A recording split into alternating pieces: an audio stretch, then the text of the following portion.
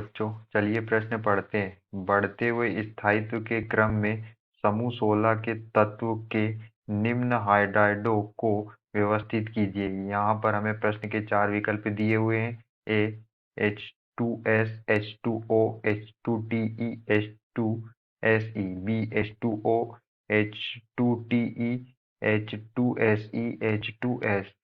सी H2O, H2S, H2Se, H2Te।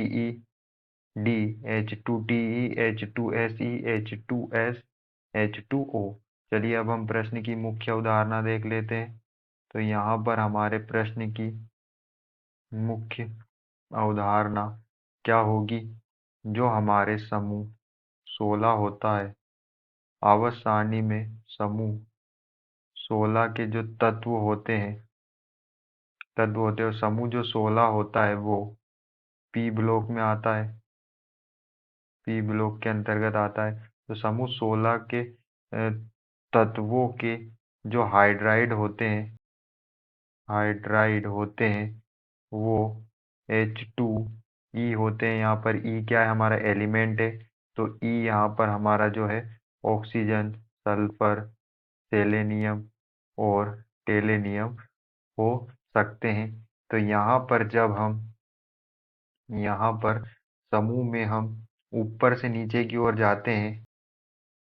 आबंद enthalpy जो होती है वो क्या क्या होती है? कम होती है। जब हम समूह में ऊपर से नीचे जाते हैं तो जो हमारी आबंद एंथैल्पी होती है, आबंद एंथैल्पी होती है जो जिससे हाइड्रोजन हमारे एलिमेंट से जो जुड़ा होता है, हाइड्रोजन परमाणु जो एलिमेंट से जुड़ा होता है वो आबंद एंथैल्पी में वैसे वैसे कमी होती जाती है, जैसे वैसे वैसे कमी होती जाती है, जैसे जैसे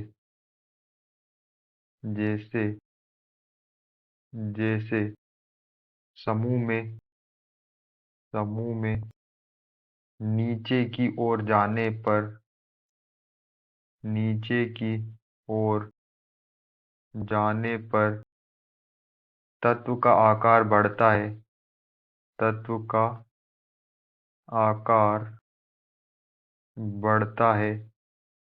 अतः समूह में नीचे की ओर जाने पर तत्व का आकार बढ़ता है। जो हमारी अबंध एंथैल्पी होती है वो उस वैसे वैसे उसमें कमी होती जाती है, जैसे जैसे हम समूह में नीचे की ओर जाते हैं। ऊपर से जब नीचे की ओर जाते हैं तो क्या होता है? तत्व का जो आकार होता है, साइज होता है, वो बढ़ता है। और तत्व का जो साइज बढ़ता है उससे उसकी क्या होती है? जो बंध लंबाई होती है वो भी बढ़ती है, और इससे उनकी जो क्रियाशीलता है, रिएक्टिविटी एवं एसिडिक कैरेक्टर जो होता है वो भी क्या होता है? बढ़ता है। लेकिन बंध वियोजन ऊर्जा समूह में नीचे जाने पर घटती है और तापीय स्थायित्व भी घटता है। और जो हमारी जो बंध बॉन्ड एंगल होता है, बंध कोण, वो भी घटता है। तो यहाँ पर क्या होता है? अतः समूह में नीचे की ओर जाने पर समूह में नीचे की ओर जाने पर स्थायित्व जो होता है वो क्या होता है? घटता है। स्थायित्व जो होता है वो क्या होता है? घटता है। तो यहाँ पर स्थायित्व का क्रम क्या होगा? जो हमारा H2O होगा वो उसका स्थायित्व सबसे ज़्यादा होगा, फिर H2S का होगा, फिर उसके बाद H2Se, फिर H2Te। यह हमारे स्थायित्व का क्रम होगा। तो हम देख देख सकते हैं यहाँ कि जब हम ऑक्सीजन से सेलेनियम से टेलेनियम की ओर जाते हैं तो हम समूह में ऊपर से नीचे की ओर जाते हैं तो क्या होता है? आकार बढ़ता है, और आकार बढ़ने से क्या होता है? स्थायित्व घटता है। इसलिए जो हमारा ऑक्सीजन है उसका स्थायित्व सबसे ज़्यादा होता है, और जो टेलेनियम जिसका आकार सबसे ज़्यादा होता है उसका स्थायित्व क्या होता है? सबसे कम होता है। तो चलिए हम अपने विकल्प को चेक कर लेते हैं।